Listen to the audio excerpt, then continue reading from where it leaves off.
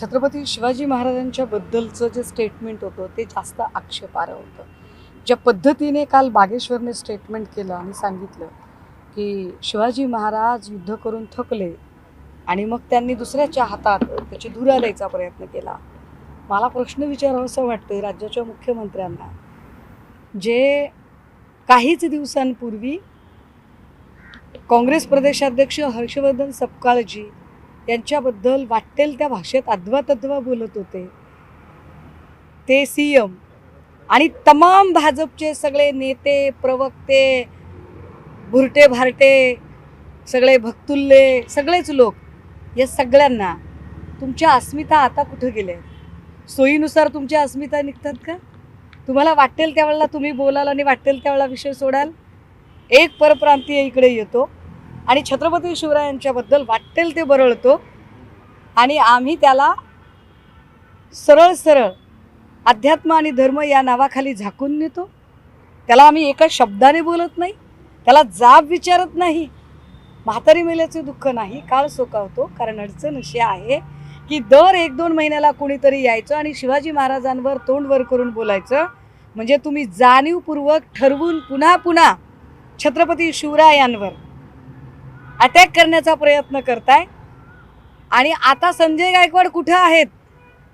ज्या संजय गायकवाडांना एक पुस्तकच माहीत नव्हतं आणि जे संजय गायकवाड काल इतक्या अर्वाच्य भाषेत बोलत होते, त्या संजय गायकवाडांचं आता बागेश्वर यांच्याबद्दल काय म्हणणं आहे नेमकं?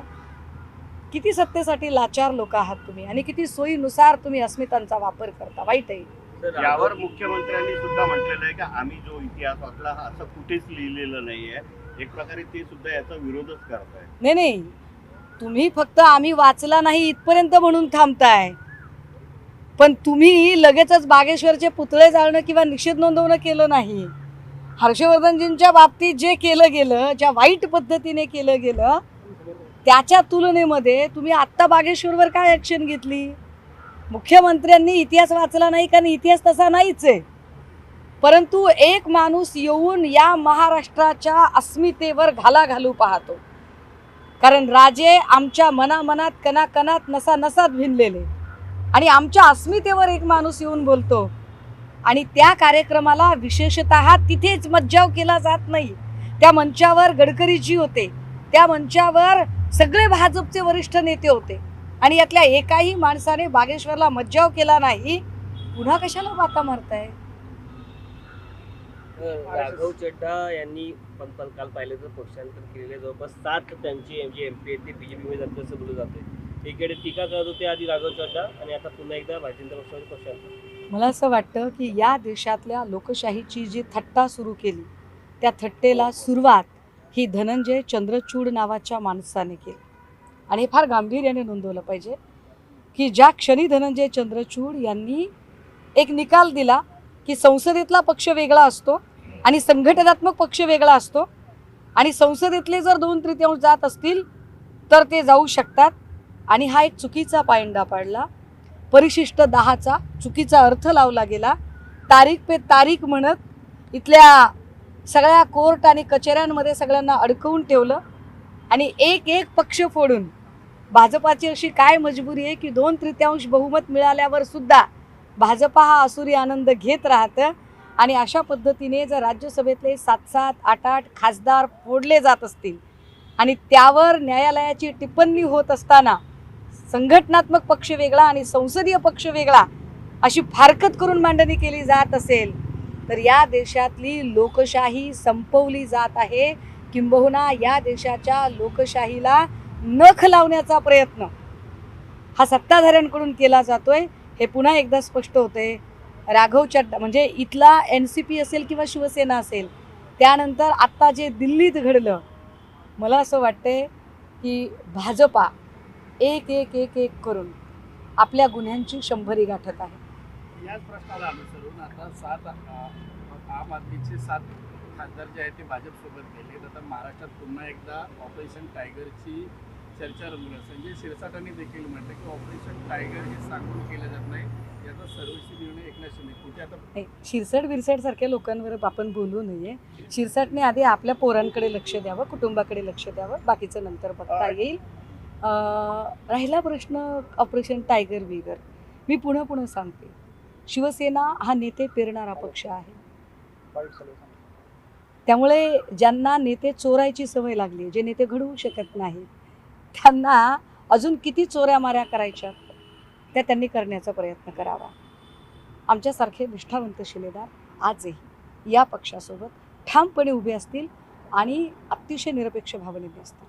उद्धव ठाकरे आणि देवेंद्र फडणवीस यांची रात्री भेट झाली असा दावा प्रबुद्ध भारत या वृत्तपत्राच्या याच्या माध्यमातून करण्यात आली. कसं पाहता पुन्हा ठाकरे आणि भाजप प्रबुद्ध भारत हा मला असं वाटतं की काय वंचित बहुजन आघाडी आणि प्रकाश आंबेडकर या सगळ्या लोकांशी संबंधित असणारा किंवा त्यांचा विचार मांडणारा असा काहीतरी पोर्टल वगैरे आहे. मी काही बघितलं नाही कधी, पण मी जी ऐकलेली माहिती आहे ती अशी आहे.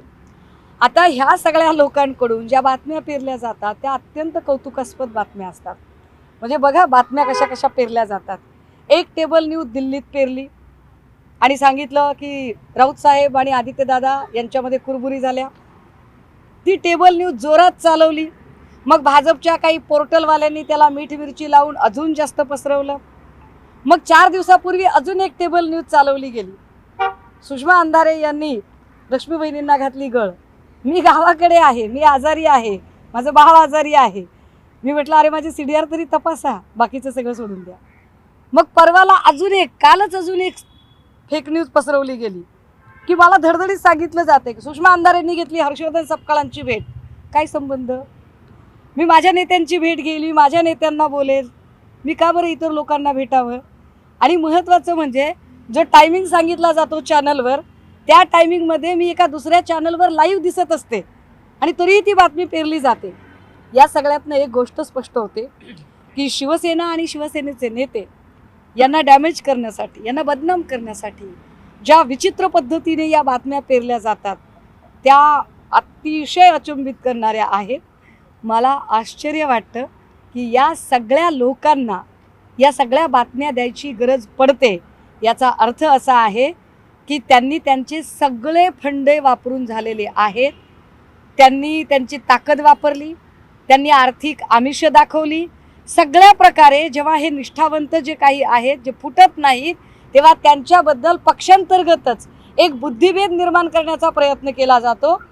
कधी माझ्या संबंधाने बुद्धिभेद निर्माण करायचा, कधी राऊत साहेबांच्या संबंधाने बुद्धिभेद निर्माण करायचा, तर कधी डायरेक्ट थेट पक्ष नेतृत्वाच्याच संबंधाने बुद्धिभेद निर्माण करायचा.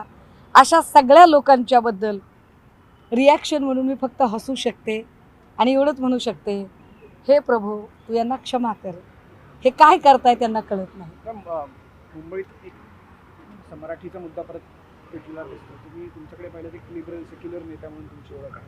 तुम्ही त्या मुद्द्याकडे कसं पाहता? आणि तुम्ही जातीपातीचं भाषेचं राजकारण करताना आजपर्यंत पाहिलं नाही, पण तुमचा पक्ष काय आहे माहिती आहे का, संजय निरुपम सारखी निरुपयोगी काही माणसं असतात आणि अशा निरुपयोगी लोकांकडनं, कारण हे अटेन्शन सिकर आहेत, काही केल्या जेव्हा आपल्याकडे अटेन्शन येत नाही आहे आणि आपण मीडिया सेंट्रलाइज्ड होत नाही आहोत तेव्हा आपण काहीतरी स्टेटमेंट केले पाहिजेत असं त्यांना वाटत राहतं. पण ह्या सगळ्यांमध्ये आश्चर्यकारक एक आहे की मी जे कायम म्हणते की शिवसेना हा ओरिजिनल पक्ष आहे, तो आमच्याकडे आहे. कारण शिवसेनेची जी पक्षशिस्त असते की if leader order cadre should ओबे इट. एकदा नेतृत्वाने आज्ञा केली की खाली ती पर्क्युलेट होत जाते, पण तसं शिंदेंच्या पक्षात दिसत नाही. शिंदेंच्या पक्षात कायम अशी वेगवेगळी मतांतरं दिसतात. संजय गायकवाडांच्या मुद्द्यावरून त्यांचा एकही प्रवक्ता त्याच्या डिफेंडमध्ये येत नाही. पण अतिशय कृतज्ञ झालेल्या गोरेबाई मात्र कदाचित विधान परिषद मिळवायची असेल म्हणून त्या गायकवाडांचंही समर्थन करायला पुढे येतात. अगदी त्याच वेळेला त्यांच्याच पक्षातले 2 लोक, एक संजय निरुपयोगी आणि दुसरे काय ते प्रताप सरनाईक, या दोघांमध्ये एक वाक्यता दिसत नाही. मला वाटतं की खूप जास्त सत्ता आणि खूप जास्त पैसा झाला की माणूस शिस्त विसरतो, पण असे शिस्त विसरणारे लोक हे शिवसैनिक असू शकत नाही. आणि निरुपयोगी किंवा निरुपम यासारख्या लोकांबद्दल जे पॅरासाईट आहेत, परजीवी आहेत, अशा लोकांबद्दल तर आपण बोलूया.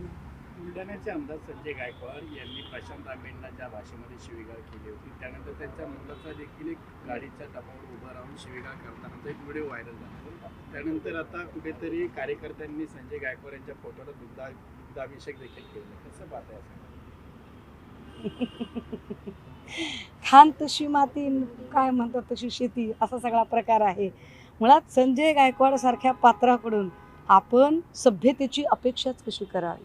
जो माणूस टिचभर बनियन आणि विथभर टॉवेल घालून विधिमंडळाच्या कॅन्टीनमध्ये एवढा सगळा गोंधळ घालू शकतोय आणि तिकडे एवढा राडा करू शकतोय आणि अर्वाच्ची शिवीगाळ करू शकतोय, ज्या माणसाला आपण आमदार आहोत याचं भान राहत नाही, त्यापेक्षा आपण कसे WWF विजेते आहोत हे दाखवण्यात जो धन्यता मानतोय, अशा लोकांच्याबद्दल न बोललेलं बरं.